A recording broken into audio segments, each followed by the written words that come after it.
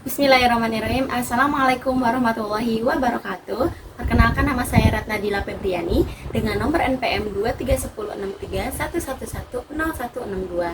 Saya dari kelas 4E, Prodi Pendidikan Agama Islam, Fakultas Agama Islam, Universitas Singapura Bangsa, Karawang. Oke, baik. Di sini saya akan menjelaskan mengenai profil Kiai Haji Ahmad Hasan. Nama beliau adalah Kiai Haji Ahmad Hasan. Beliau lahir pada tahun 1887 di Singapura. Nah, beliau wafat pada tahun 1958 di Bandung. Nah, organisasi beliau adalah Persatuan Islam atau Persis. Nah, julukan beliau adalah Raja Tafsir atau tokoh pembaru Islam yang rasional.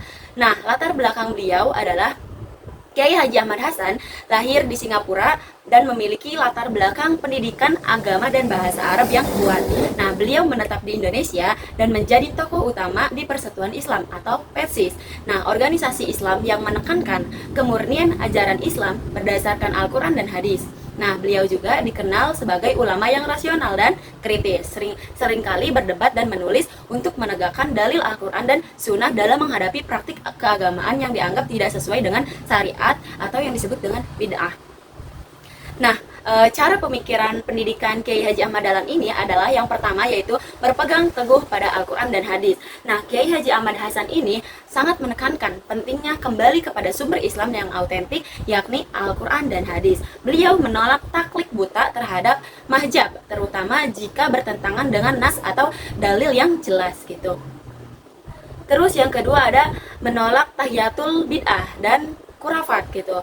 Nah, salah satu utama fokus pemikirannya adalah memurnikan ajaran Islam dari praktik-praktik yang dianggap menyimpang, seperti kultus terhadap wali, terus ziarah kubur yang berlebihan, dan praktik tarekat yang tidak berdasarkan dalil yang sahih gitu. Terus yang ketiga ada pemikiran rasional dan logis. Jadi beliau ini sangat rasional dalam menyampaikan pendapatnya gitu, dalam menghasilkan atau menafsirkan ayat atau hadis. Kiai Haji Ahmad Hasan ini tidak hanya mengandalkan yang rasional saja, tetapi pendapatan yang logis dan kontekstual.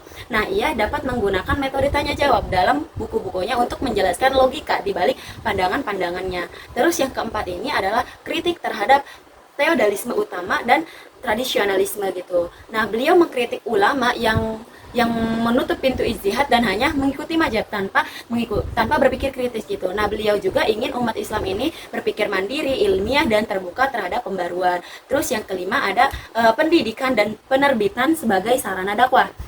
Nah, jadi Kiai Haji Ahmad Hasan ini sangat aktif menulis di majalah seperti Al-Lisan dan Al-Islam, dan bukunya yang terkenal seperti Soal Jawab Agama, terus Tanya Jawab Islam, dan Tafsir Al-Furqan yang ditafsirkan oleh Al-Quran dalam berbahasa Indonesia. Nah, beliau juga terlibat aktif dalam pendidikan, dalam mendirikan dan mengembangkan madrasah-madrasah Persis. Terus warisan pemikiran beliau ini adalah mempengaruhi tokoh-tokoh muda seperti Muhammad Nasir, Abu Bakar Ba'asyir, dan Muhammad Natsir gitu. Nah, ia menjadi inspirasi utama dalam gerakan Islam atau pemurnian purifikasi di Indonesia. Terus yang terakhir ada membentuk karakter Islam yang tegas, rasional, dan argumentatif dalam menghadapi tantangan zaman. Baik, segitu saja dari saya. Kurang lebihnya saya mohon maaf. Ihdinas siratal mustaqim, wallahul muwaffiq ila aqwamit thoriq. Wassalamualaikum warahmatullahi wabarakatuh.